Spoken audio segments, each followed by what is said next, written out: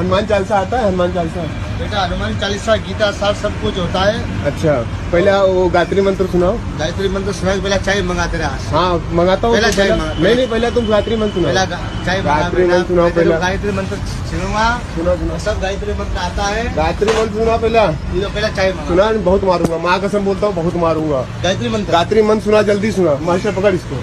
गायत्री मंत्र हो गया। गायत्री मंत्र सुना। गायत्री मंत्र सुना 100 रुपया दूंगा तुझे। हाँ भाई सुना, पक्की बात। हाँ सुना। चाय तो बोलो। नहीं पहले गायत्री मंत्र सुना पहले मेरे को, नहीं बहुत मारूंगा, माँ कसम बोल रहा हूँ, मारना चालू करूंगा अभी, तुरंत का तुरंत मारना चालू करूंगा। गायत्री मंत्र सुना पहले। सुना जल्दी। 2 मिनट ठहरो यार। आप क्या है? आप ऐसे यार संतों को भगवान दे क्या? सुनाओ तो भगवान। मेरी बात तो सुनो। 2 मिनट मेरी बात तो सुनो यार। 100 रुपया दूंगा। हाँ गायत्री मंत्र सुनाओ। गायत्री मंत्र सुनाओ, 100 रुपया दूंगा।